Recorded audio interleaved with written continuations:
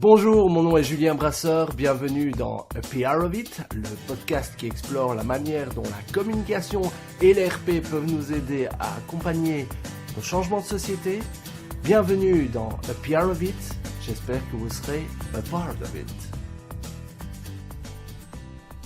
L'épisode d'aujourd'hui, je l'ai envisagé principalement comme une façon de mieux connaître le fonctionnement de la presse lifestyle.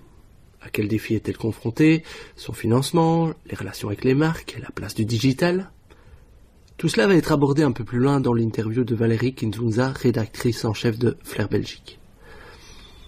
Mais ce que j'ai découvert grâce à cette rencontre, c'est bien que je sois convaincu que sortir de son agence permet aux conseillers RP de se construire un réseau, de rencontrer des journalistes, d'apprendre à se connaître, de rencontrer des blogueurs, et donc de créer de nouvelles opportunités. Il en va probablement de même également pour les journalistes, et particulièrement dans la presse lifestyle. Retrouver des contenus différenciants, des partenariats, créer des événements. Les journalistes peuvent alors dégager eux-mêmes des opportunités en sortant de leur rédaction. Je l'ai déjà dit, je conçois mon métier comme un créateur d'opportunités pour mes clients, à partir de leur contenu, services, produits, vision. Alors que je ne travaillais pas spécialement pour des clients typiquement lifestyle, en une rencontre, j'ai pu identifier 3 sujets pour lesquels Valérie a marqué un réel intérêt. On verra ce qu'il en viendra, mais tout de même, en une heure, j'ai appris plein de choses et j'ai dégagé des opportunités pour mes clients. Alors que j'avais une discussion avec un collègue sur la petitesse d'un budget RP qu'un client voulait nous accorder et pour lequel il avait énormément de résultats, j'ai fait le lien avec ma rencontre avec Valérie. Le plaisir que j'y ai pris, les choses que j'ai apprises et les opportunités que j'ai pu créer avec elle. Je me suis dit que pour que notre métier prenne toute sa valeur et tout son sens, il valait peut-être moins évaluer le potentiel financier d'un client que les rencontres et les opportunités qu'il va nous permettre de dégager. Je vais vous gratifier une fois de plus de mes analogies fumeuses. Je vois mon métier un peu comme un agriculteur. Le principe de base de l'agriculture saine est de soigner sa terre. Plus un terreau sera riche, plus il produira. Mon travail de RP est donc de faire en sorte que ma terre, à savoir mon réseau, mes contacts, mon expertise, bref, ma valeur ajoutée, puisse faire fructifier les graines que les clients veulent bien me confier. Et par graines, je parle autant de son budget que de ses contenus. Alors je pense qu'avant de s'inquiéter de la faiblesse de quantité de graines qu'on peut recevoir, entendez par là la faiblesse du budget, il est crucial tant pour notre plaisir, pour le sens que nous donnons à notre métier, que pour les résultats que nous allons pouvoir générer, de d'abord nous inquiéter de soigner notre terreau, car il constitue notre valeur ajoutée. Notre valeur ajoutée doit venir avant le budget du client, et selon moi, pas l'inverse. À savoir considérer que c'est uniquement le budget du client qui va pouvoir déterminer le temps, l'énergie et l'enthousiasme que je vais pouvoir consacrer à mon terreau. Sinon, notre métier perd de son sel et de son sens. Alors sortez de votre agence, sortez de votre bureau et allez à la rencontre de celles et ceux qui peuvent raconter vos histoires avec vous.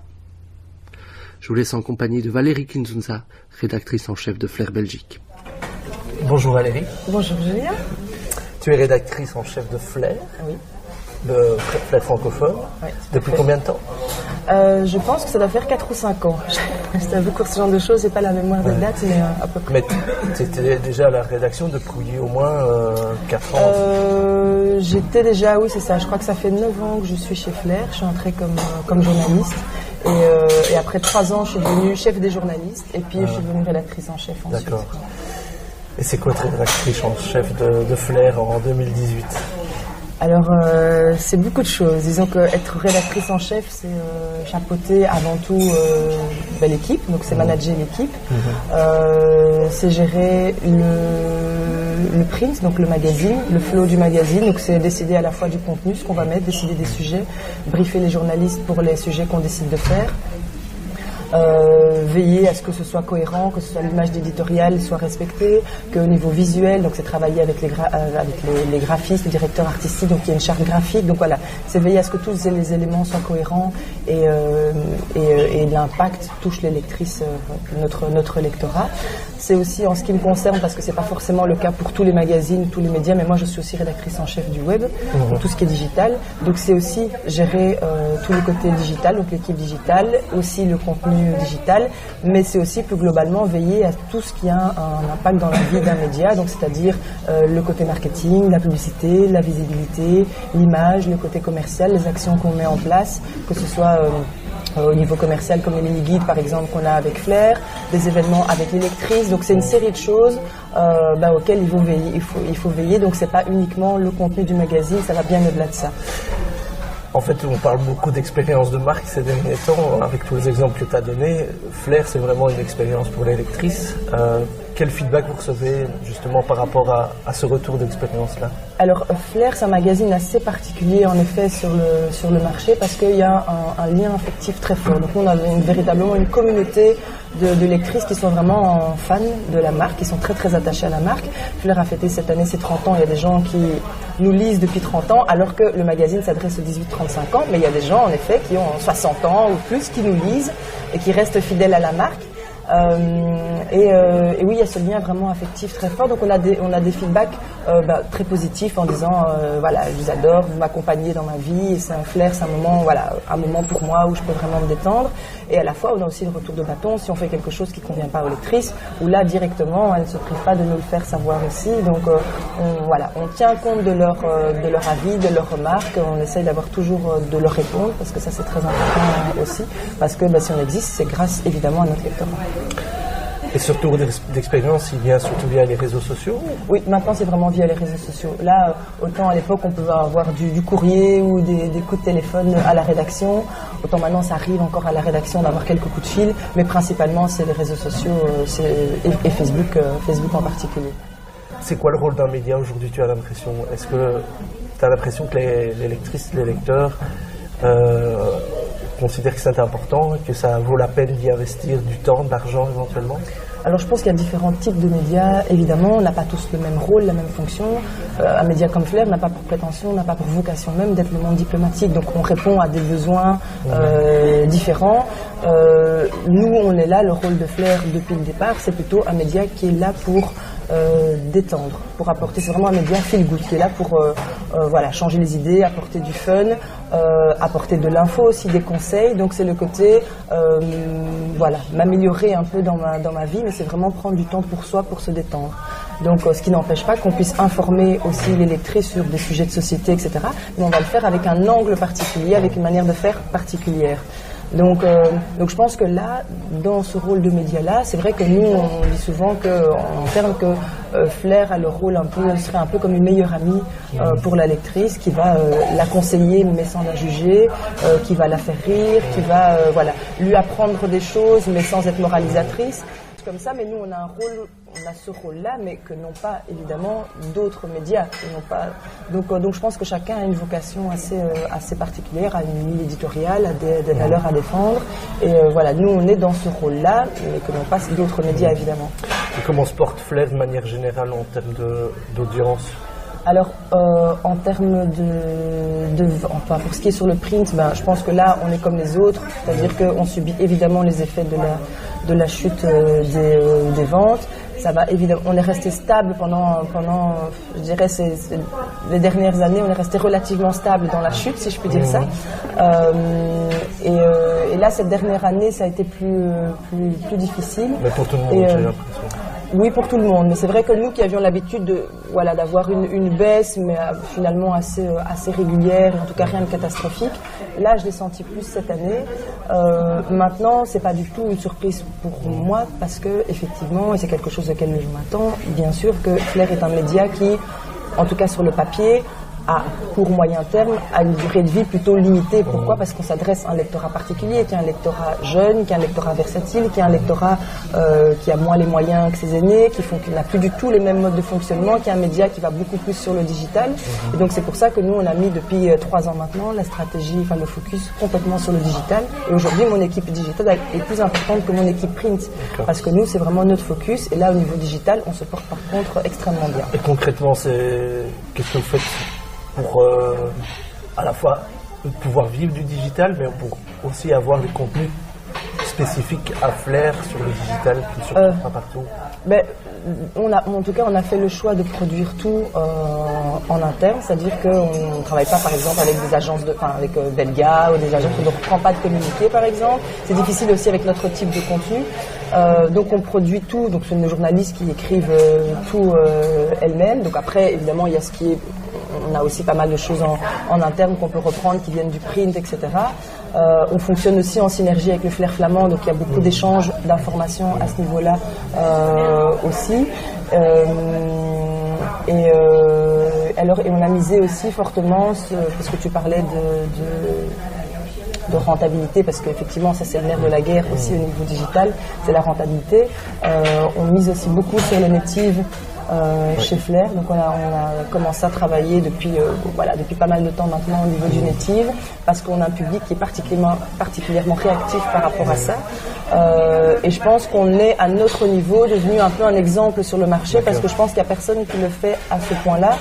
Et à tel point que nous, chez Flair, on a vraiment développé une manière de fonctionner qui n'est propre qu'à nous, je pense, en tout cas. C'est-à-dire qu'on travaille vraiment en synergie avec la régie ou les commerciaux de Sanoma.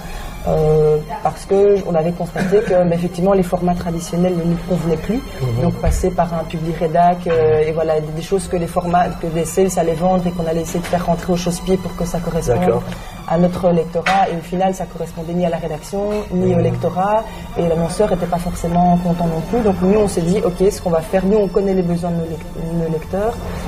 Ce qu'on va faire, c'est aller développer nous-mêmes les concepts. C'est-à-dire que quand on a une marque qui est intéressée, on lui demande quel est votre objectif, qu'est-ce que vous voulez faire, est-ce que vous voulez vendre, est-ce que vous voulez, c'est votre visibilité, quel est votre objectif. Et nous, en fonction, on vous propose quelque chose sur mesure. Donc c'est-à-dire via les réseaux sociaux, une vidéo, des posts sur Instagram, une campagne sur Instagram déclinée pendant X temps, un article fait par notre équipe, etc. Enfin voilà, il y a plein de choses. C'est un bon exemple de campagne native advertising que tu as réalisé récemment et qui aurait bien fonctionné, et comment tu montres le fonctionnement du il y en a plusieurs à des niveaux différents. Donc par exemple on a ING avec qui on a travaillé, ING qui est venu nous dire nous on aimerait bien toucher les jeunes, mais on n'y arrive pas, on a une image un peu sévère, et on aimerait toucher votre public, notamment par exemple sur des plans d'épargne pension ou tout ce qui est relatif à l'entrepreneuriat.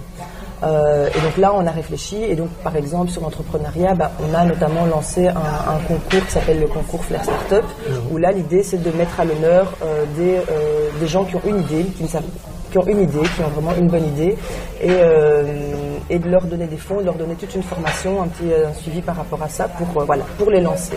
Donc là, on est à la 3e année, et donc c'est venu en partenariat avec ING, où on offre des coachings, etc.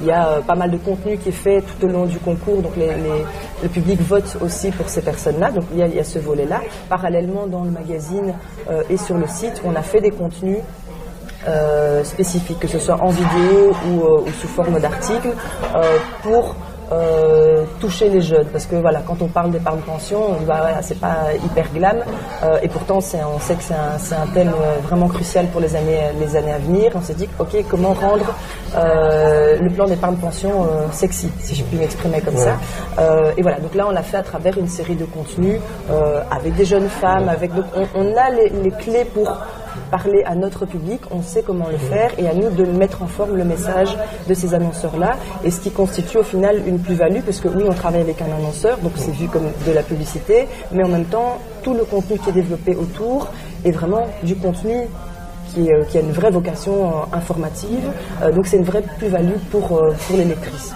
Et vous pouvez aussi proposer des exemples de lectrices ou de femmes qui deviennent entrepreneurs et qui peuvent montrer par l'exemple comment ça se passe. Oui, tout à fait, exactement. Oui, mais on peut aussi faire de la vidéo. Avec Samsung, par exemple, on a fait un gros partenariat avec Samsung, où on a fait effectivement des vidéos aussi par rapport à, que ce soit des montres, que ce soit plein de gadgets, on va dire, que Samsung avait développé, où voilà, avec notre équipe, on a mis une série de concepts, etc., pour montrer à quel point, effectivement, ça pouvait être intéressant dans la vie de jeunes femmes actives, etc. Enfin, je dis toujours de jeunes femmes, on a aussi des hommes qui nous suivent, mais c'est vrai que la majorité de l'électorat est féminin. Donc voilà, donc on essaie de faire vraiment du sur-mesure pour les marques. Alors c'est avantageux pour tout le monde, pour la marque, parce qu'elle sait exactement elle sait faire passer son message exactement qu'elle veut. Pour nos lectrices, parce que c'est pas juste une publicité qu'elles ne vont pas lire, mais il y a une vraie plus-value, il y a une vraie information. Et pour nous, c'est plus intéressant, effectivement, en tant qu'affaire, d'avoir dans notre magazine et sur notre site des choses qui ont une véritable plus-value en termes de qualité, plutôt que parfois de contenu qui n'était pas du tout passé par nous, mais qui était hébergé sur notre site ou qui était dans notre magazine, et que notre lectorat assimile ses flairs, alors qu'on ne cautionnait pas du tout ce qui était mentionné, et que c'était moche, et que c'était pas bien. En termes de reporting, de ROI pour le client, j'imagine que vous avez votre équipe marketing qui travaille à fournir tous les métriques qui sont donnés. Oui, et de toute façon, là, on reste aussi, moi, c'est pas mon rôle de valoriser, par exemple. Donc moi, je peux dire au niveau créatif, au niveau contenu, voilà ce qu'on peut faire, voilà ce qu'on est prêt à faire. Parce qu'on ne fait pas tout non plus, on reste quand même des journalistes, donc il y a aussi des limites. C'est pas parce qu'on va travailler avec des marques qu'on va faire n'importe quoi non plus. Il y a des choses qu'on n'est pas prêt à accepter non plus. Et ensuite, ce sont les sales qui vont valoriser et qui vont vraiment travailler aussi avec la marque. Donc nous, c'est vraiment au niveau concept créatif, et effectivement, après, ce sont les sales, les commerciaux qui vont faire le travail de reporting, etc. Avec la marque. Et ça se passe très bien parce que la plupart des marques avec lesquelles on travaille avec nous, continuent à travailler avec nous. Donc, en termes de retour justement de vos lectrices sur ces opérations-là, est-ce que vous avez l'impression que c'est accepté de manière sans problème par les lectrices, ou il y en a qui disent oui, vous compromettez, vous faites beaucoup plus de pubs, est-ce que vous avez toujours votre indépendance? Est-ce que vous avez ce genre de feedback ou pas? On a un feedback plus ou moins indirect, parce qu'effectivement sur les réseaux sociaux, si on poste une vidéo qui est faite avec un partenaire, etc., forcément les lectrices vont réagir directement, mais la plupart du temps, il n'y a aucun commentaire par rapport à ça. Elles vont parler de, je sais pas moi, si la journaliste fait un truc, elles vont parler par rapport à la journaliste, par rapport à une erreur, par rapport à quoi que ce soit, mais il n'y a aucun feedback par rapport à la marque. Donc je pense qu'elles ne perçoivent pas. Elles perçoivent plutôt le contenu, le message qui est délivré, mais pas le fait que ce soit en partenariat. Parce que par ailleurs, on ne s'en cache pas. Je veux dire, c'est clairement Flair avec Samsung ou Flair avec Biotherm, peu importe. Donc c'est clairement identifié. Et on a fait récemment une grande enquête, mais dont j'ai pas encore les résultats. J'aurai les résultats dans un mois. Mais parallèlement à ça, on a fait une session avec quelques lectrices qui sont fans de Flair, dans un petit groupe là avec modérateur. Et là, en effet, j'avais demandé qu'on leur soumette de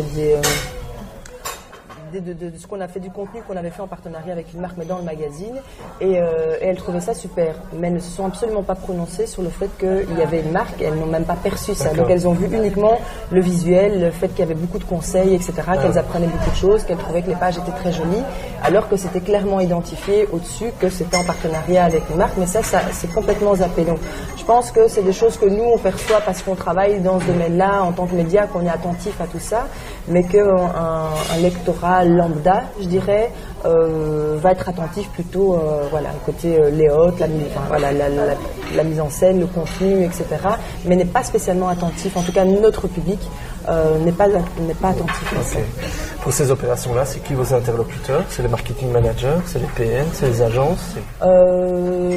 Ça dépend un peu. En général, soit c'est les marques en direct, et donc les responsables marketing des marques généralement, ou alors en effet des PR, mais le plus généralement c'est les responsables marketing des marques, parce que soit ça vient via la régie, via chez Sanoma, et ils viennent chez nous en disant voilà, telle marque aimerait que, et on travaille comme ça, soit parfois, mais c'est plus rare, ça peut être au contact en effet d'un RP que moi je vais croiser dans un événement par exemple, et en discutant on se rend compte que tiens, ça serait intéressant pour tel truc, et alors ça peut se passer comme ça, mais généralement c'est plutôt en direct avec le marketing. Okay. Outre le native advertising, vous avez d'autres nouveaux formats qui sont en train d'arriver, ou est-ce que... on essaye en tout cas chez Flair, comme on sait qu'on a un média plus sensible, je dirais, vu la nature de l'âge, la nature de notre public. Nous, ça fait déjà quelque temps qu'on a essayé de trouver de nouvelles sources de rentabilité, d'essayer de diversifier. L'idée étant que Flair ne soit plus qu'un média, mais devienne une marque à part entière. en se disant la clé de notre survie, c'est ça, c'est qu'on devienne une marque média, mais avec aussi, il y a en effet, on a un magazine, on a un site, on a des réseaux, mais on a aussi des événements et on a plein de choses. C'est pour ça qu'on a notamment développé le Flair Shop. Qui permet en effet sur un article d'acheter directement des vêtements. Donc on travaille avec des programmes affiliates, mais comme voilà, on a toute une partie effectivement lifestyle, etc. Les lectrices, tiens ça c'est super, ça vient d'où, elles peuvent directement être en cliquant dessus, être dirigées vers le site par exemple avec lequel il y a un markup qui est pris sur la vente éventuelle. Oui, tout à fait. Il y a ça dépend des partenaires, mais effectivement il y a un système de commission. Et voilà, donc ça c'est quelque chose qu'on a développé. On a les mini-guides qui existent maintenant depuis longtemps, mais qui continuent à fonctionner aussi et qui restent quand même une plus-value, quelque chose de fort sur lequel on mise beaucoup. Et alors il y a aussi une série d'événements qu'on essaye de créer qui rapportent aussi de l'argent, qui sont à la fois des événements qui sont là pour fidéliser, pour faire vivre la marque Flair. Toute une série d'autres projets sur lesquels on travaille, mais voilà. C'est une vraie expérience de marque, comme on en revenait tout à l'heure. Quelle est ton expérience avec les RP? Écoute, bonne. Moi, en général, j'ai des bonnes relations. J'essaye aussi, il y a 2-3 ans, j'avais une position un peu différente, c'est-à-dire que je ne sortais jamais de la rédaction. J'étais vraiment dans la rédaction, et c'est les journalistes qui sortaient de la rédaction. Et puis je me suis dit il y a 2-3 ans, il faut que même si j'ai beaucoup de travail, même si j'ai beaucoup de réunions, il faut que j'aille aussi à des événements, il faut aussi que j'aille, parce que c'est le lieu de rencontre aussi avec des RP, avec les marques, et ça permet justement de les voir en direct, de discuter avec eux, autre que par le biais de mail, etc. Et en fait, je me suis rendu compte que depuis que je fais ça, donc effectivement, au niveau réseau, il y a beaucoup plus de RP que je connais, etc. Et que j'arrivais aussi on arrivait à mieux travailler ensemble, parce que effectivement, on se parle plus, donc on se connaît mieux, on peut identifier clairement les besoins des uns et des autres, et que parfois, effectivement, il y a des projets qui naissent comme ça, en se disant, mais tiens, en fait, c'est vrai, ce serait cool de faire ça, alors que, effectivement, juste par échange de communiqués de presse ou de mail, ça passait pas. Et je me suis rendu compte qu'il y a beaucoup de choses qu'on a pu faire ou que j'arrive à faire maintenant parce que je connais les RP, je sais comment ils fonctionnent, et je sais de quels clients ils peuvent s'occuper, ce qui les intéresse aussi eux, et voilà. Et donc maintenant, c'est pas rare que j'appelle directement, j'appelle un RP en disant, écoute, j'ai une idée pour ça, est-ce que tu penses que ça pourrait intéresser un de tes clients? Donc j'ai une relation beaucoup plus directe, et by the way, une excellente relation. Est-ce que, en général, c'est plutôt les RP qui contactent les journalistes? Oui. Quand tu contactes un RP, c'est dans l'optique d'avoir une opération commerciale derrière, ou pas nécessairement? Pas nécessairement, oui ça peut, mais parfois c'est juste parce qu'il y a quelque chose intéressant par rapport à un contenu, et qu'on a envie que ce soit quelque chose qui soit décliné sur des supports différents, ou que ce soit quelque chose avec plus d'ampleur, que ce soit un gros dossier, j'ai pas d'exemple en tête, et je me dis ok, alors je vais contacter tel RP parce que lui aurait peut-être une idée de quelque chose, une plus-value de quelque chose qu'on peut amener en plus, ou qu'on peut décliner sous forme de concours, ou là ce sera intéressant pour un de ses clients, donc c'est un peu... Est-ce que tu t'appliques à toi-même? Est-ce que tu proposes à tes journalistes également de sortir, ou de voir plus de gens? Parce que c'est vrai, nous, le feedback quand on vous contacte, par exemple, pour un événement presse, par exemple, on a souvent le feedback que vous n'avez pas du tout du temps à consacrer à ça. Alors, ce qu'il y a, c'est que c'est vrai, oui et non. C'est-à-dire, ce qu'il y a, c'est qu'on est énormément sollicité. Donc, on ne peut pas aller partout. Moi, je reçois, je pense, une 30aine d'invitations par jour. Je ne peux pas aller partout, évidemment. Donc, dans ce que mais je me rends compte qu'il faut que j'aille de temps en temps. Mais j'ai beaucoup de travail, j'ai aussi une vie de famille que je veux privilégier aussi, donc il faut que je fasse des choix. Et par ailleurs, mes journalistes aussi, elles ne peuvent pas aller à tout, parce qu'à un moment, il faut qu'elles bossent aussi, même si ça fait partie de leur boulot, mais on perd vite une demi-journée en allant quelque part, etc. Donc, on fait des choix. Donc, je leur dis, il faut faire des choix. Est-ce que, si vous allez quelque part, est-ce qu'il y a une plus-value autre que juste le communiqué de presse qu'on va recevoir et qui te permettra de relayer l'info? S'il y a une plus-value, faites-le. Ça peut être aussi parce qu'il y a des gens avec qui on a simplement des très bonnes relations, et que je trouve que c'est aussi bien de leur rendre l'appareil et d'aller aussi aux événements qu'ils organisent. Et voilà, parce que parfois il y a des choses Je veux dire, voilà, si on reçoit une invitation de Chanel, partir à Lisbonne et faire, parce qu'on a aussi des invitations qui sont, waouh, on est très sollicité avec des choses aussi parfois qui ont l'air vraiment très chouettes. Mais je me dis à mes journalistes, ok, est-ce que Chanel, par exemple, c'est Flair? Certes, l'invitation a l'air super, mais est-ce que Chanel, c'est Flair? Est-ce que si vous allez sur place, vous allez pouvoir faire quelque chose qui va coller à notre lectorat? Donc la question, voilà, quand je pose la question, bah oui, la réponse est non. Chanel, c'est pas du tout Flair, même si c'est une marque magnifique, mais on est dans un univers de luxe qui ne correspond pas à Flair. Donc là, il y a déjà des choses comme ça qui sont éliminées d'emblée parce que ce n'est pas Flair, même si l'événement en soi est super. Voilà, on ne pourra rien en faire parce que c'est pas dans notre cible. Donc, j'essaye aussi moi de les éduquer à ça, voilà, il faut faire des choix, on ne peut pas aller partout, donc ciblons ce qu'on va vraiment pouvoir amener, est-ce que ça a une plus-value pour les gens qui nous invitent d'y aller, est-ce que ça a une plus-value pour notre public aussi, voilà, et donc c'est chaque fois, ok, si c'est intéressant, ok, on y va. Mais en même temps, j'essaye aussi que mon équipe que tout le monde ne soit pas absent en même temps, parce qu'on a un site à faire tourner, on a un magazine à sortir, donc voilà, il faut aussi que tout ça soit pris en compte. Mais donc oui, pour moi, ça reste intéressant d'aller, surtout maintenant à l'ère des réseaux sociaux où il y a énormément de choses qu'on peut diffuser en direct aussi, mais avec une mesure, parce qu'on ne peut pas aller à tout et alors on bosse plus. Donc c'est vraiment voilà, un équilibre. Tu dis que vous êtes vous êtes beaucoup sollicité. Sur les sollicitations, quelle est la proportion de ce qui est pertinent, de ce qui ne l'est pas? Oui, mais c'est vrai que parfois, moi je suis quelque chose qui m'étonne souvent. C'est pas propre évidemment à tous les RP, que les choses soient bien claires, mais je suis étonnée parfois du manque même de plus en plus, du manque de connaissance des médias de certains RP. C'est-à-dire qu'on reçoit des choses qui ne nous sont pas du tout destinées. Et je me dis soit le RP fait mal son boulot parce que il devrait mieux cibler et savoir à qui il s'adresse, soit il y a un véritable souci parce que si je reçois, je sais pas moi, quelque chose qui est destiné aux plus de 60 ans, je vois pas l'intérêt, je ne vais évidemment rien en faire. Et quand vous avez des RP qui vous appellent en disant est-ce que vous avez bien reçu, je dis oui, mais ça ne me concerne pas. Donc moi j'essaie de répondre, mais maintenant là ça ne me concerne pas, donc j'estime que là c'est à vous de savoir quand même à quel média vous vous adressez. Donc je trouve qu'il y a une méconnaissance parfois, donc je pense qu'on doit être dans des mailing lists et qu'ils envoient à toute la mailing list sans cibler. Et ça m'embête parce que je trouve que c'est leur rôle aussi de savoir dans une certaine mesure il y a moyen de cibler les infos et qu'on n'est pas dans un package comme ça à qui on envoie tout. Pour vendre un sujet à Flair, comment est-ce qu'il faut faire? Non, je sais, il faut déjà que ce soit Flair, il faut que ça soit intéressant pour nous. Après, il n'y a pas de... Oui, c'est ça, il faut que ce soit intéressant, il n'y a pas de recette précise. Il y a des choses que je reçois qui sont hyper mal torchées. Je me dis, mon Dieu, comment est-ce qu'à notre époque, on peut encore envoyer un communiqué de presse comme ça? Après, l'info qu'il y a dedans m'intéresse, donc je vais prendre contact parce que juste ça m'intéresse. Mais je me permettrai gentiment de dire, écoutez, si je peux me permettre, ce genre de communiqué, ça va finir à la poubelle. Donc voilà, faites attention aussi avec qui vous communiquez. Donc, et puis il y a les gens à qui personnalisent aussi leur mail. Je me doute que ça demande du temps et que c'est effectivement des formules.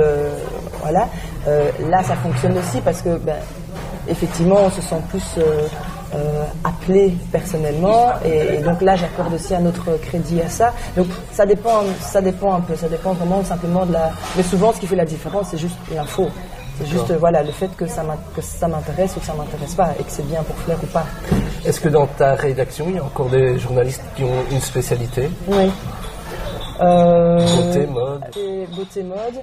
On a aussi en multimédia, experts en multimédia. La plupart sont très polyvalents, mais il y en a qui sont plutôt. Après, quand on choisit des sujets, je sais exactement à qui je peux les confier. Voilà, je sais que si je veux faire quelque chose qui est plutôt, j'en sais rien, moi, lié à tout ce qui est corps, sport, fitness, minceur, ce genre de choses, je sais à qui je peux les confier.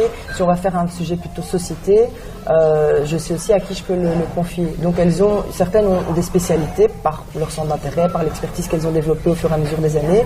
Et il y en a qui ont aussi qui sont aussi très polyvalentes, mais qui ont des affinités plutôt avec un certain domaine et qui sont, d'ailleurs, c'est pas parce qu'on travaille chez Flair que tout le monde aime forcément la mode et la beauté. Et j'en ai dans mon équipe qui, la mode et la beauté, c'est pas du tout leur truc et qui sont vraiment plutôt portés sur des sujets de société, de l'actu, etc.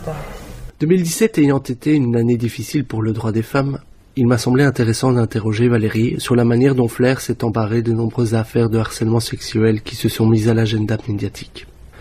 Et surtout comment les lectrices y avaient réagi. On retrouve Valérie Kinzonza. J'aurais dû le lire, tu me diras. Alors on l'a traité de manière impliquée, mais pas trop. C'est-à-dire qu'on on s'adresse à un public féminin, donc évidemment tout ce qui touche à des thématiques féminines, tout ce qui touche aux droits des femmes, à l'intégrité de la femme, etc., ça nous interpelle et on est les premières à monter au créneau. Après, on est très à défendre en effet les droits des femmes. On est féministe mais pas militante. C'est-à-dire que voilà, on a un public qui va jamais monter sur les barricades, mais qui est très concerné. Donc là, on veille à passer des infos. On n'hésite pas non plus à donner notre avis, mais voilà, à rester dans la mesure. On n'est pas là non plus pour faire du... C'est un sujet touchy. Est-ce que tu as l'impression que vos lectrices vous ont suivi sur justement cette position où ça a suscité beaucoup de débats sur les réseaux sociaux? C'est assez compliqué parce qu'on a un public populaire au bon sens du terme. Mais donc on se rend compte qu'il y a effectivement dans ce que relayent les gens. Bon, effectivement sur les réseaux sociaux aussi, ceux qui s'expriment généralement, bon voilà, c'est pas forcément le meilleur non plus. Et donc on a des gens, on a un public assez antinomique parfois, je trouve, parce que autant elles sont très généreuses et elles sont volontiers à défendre en effet les droits des femmes, autant à être très ouvertes, à être très curieuses, à être très ouvertes par rapport aux autres, etc. Autant par exemple quand on fait des sujets sur les migrants, parce que là on est très concerné aussi par toute la thématique des migrants et donc on essaye d'en parler aussi de manière très positive, etc. Tout en ne sortant pas de notre rôle de Flair, parce que c'est pas là non plus qu'on nous attend, mais on essaye aussi parce que ça fait partie de notre quotidien maintenant et que c'est des sujets dont on parle, donc ça concerne aussi forcément les femmes. Mais là, par exemple, sur des sujets comme ça, c'est beaucoup plus touchy parce que dès qu'on en parle, tout de suite, là, on sent que c'est vraiment des commentaires, on n'échappe pas à comme il y a des commentaires racistes, etc. C'est pas propre à Flair, mais là, voilà, comme partout ailleurs, on n'échappe pas non plus à ce type de commentaires. Donc voilà, donc ça dépend un peu les sujets qu'on aborde et donc en général, c'est assez partagé, mais tout ce qui est droit des femmes en général, elles nous suivent, elles sont d'accord, et elles sont plutôt très empathiques, et dès qu'il y a quelqu'un qui critique, etc., il y a toujours certaines qui sont là pour dire mais taisez-vous, elles ont raison. Ça voilà. C'est chouette. Donc, un dernier conseil pour une jeune attachée de presse qui débute ou un jeune RP qui débute, tu dirais? Je ne connais pas, je ne sais pas comment fonctionnent les autres médias. Évidemment, j'imagine chaque média a son propre fonctionnement. Moi, je trouve que, même si c'est vrai qu'on peut être rabroué, je trouve que c'est chouette de prendre son téléphone et d'appeler en disant voilà, je vois la lutte et de créer une occasion pour se rencontrer. Après, je suis tout à fait consciente du fait qu'on peut être rabroué aussi parce qu'on est tous débordés et que voilà. Mais généralement, quand on vient à notre rencontre, moi, je refuse rarement de rencontrer quelqu'un. Bon, après, il ne faut pas être harcelant non plus, mais je pense que ça vaut la peine parce que effectivement, les communiqués de presse, etc. Honnêtement, on en reçoit tellement qu'il y en a qui on prête une attention distraite et c'est pas du tout par méchanceté. Moi, il y a des mails parfois que je ne vois pas et donc après on me relance et je dis mais désolé, j'avais pas vu l'invitation, sinon j'aurais répondu. Mais vraiment dans le flot que je reçois, il y en a qui échappent à mon attention et que voilà, à un moment c'est trop. Donc on dit quelqu'un qui prend la peine de m'appeler. Ou que je vais rencontrer quelque part, je suis toujours contente de dire tiens, en effet c'est toi, on s'est envoyé des mails, etc. Ça fait X années que je connais ton nom mais on s'est jamais vu. Et ça me fait plaisir sincèrement de rencontrer les gens et c'est là que ça nous permet de dire ok, mais qu'est-ce qui vous intéresse vous, qu'est-ce que vous recherchez, quelles sont les marques que tu représentes, voilà quel est l'intérêt et comment on peut bien travailler, est-ce qu'il y a des choses qu'on peut éviter, comme ça fait gagner du temps aux deux. Donc je pense qu'il y a ce côté essayer de provoquer l'occasion de se rencontrer ou tout simplement mais venir à notre rencontre, parce que c'est vrai que si les journalistes viennent pas chez vous, alors venez chez nous, proposez de venir chez nous, et là en un coup vous pouvez rencontrer plusieurs journalistes et généralement ça passe très bien, c'est vraiment un bon moyen de se... C'est bien noté. Dernière question, tu écoutes des podcasts? Pas beaucoup j'avoue, mais j'ai écouté le tien récemment et non sinon c'est plutôt des musiques, des podcasts de musique. D'accord, merci beaucoup. Pas spécialisé. Avec plaisir. À bientôt.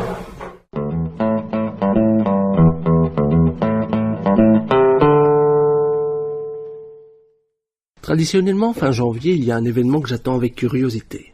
Il s'agit du Trust Barometer de l'agence Edelman. Ce rapport annuel est en fait une enquête internationale analysant le degré de confiance des citoyens en différentes sources d'information. Les gouvernements, les réseaux sociaux, les ONG, les médias, etc. 2017 aura été une année bien particulière en termes de confiance dans les institutions, tant politiques que médiatiques. On ne sera pas donc étonné de voir le degré de confiance des citoyens dans les institutions traditionnelles s'éroder un petit peu plus.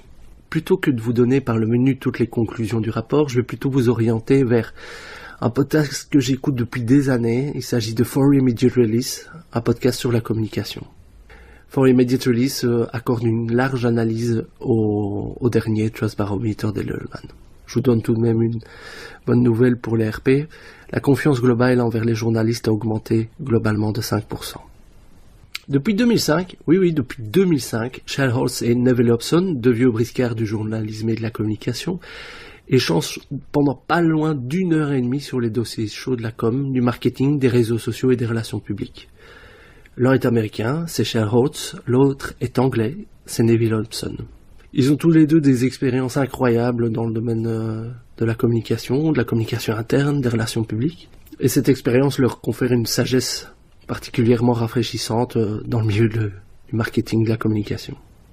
Alors leur expérience ne les empêche pas d'avoir une vue très pointue sur les derniers phénomènes et les dernières technologies liées à la communication. Pour les suivre, surfez sur firpodcastnetwork.com. firpodcastnetwork.com. Vous l'aurez compris, For Immediate Release est à la base d'une galaxie de podcasts consacrés à la communication, au marketing et aux nouvelles technologies.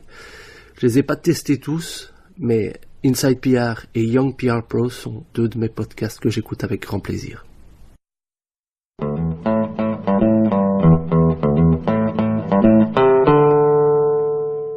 Merci d'écouter EPRovit. Laissez-moi vos commentaires via facebook.com/EPRovitpodcast ou via Twitter @EPRovit_podcast. Pour m'encourager à aller dire à iTunes combien vous aimez ce podcast avec 5 étoiles de préférence. Merci et à très bientôt.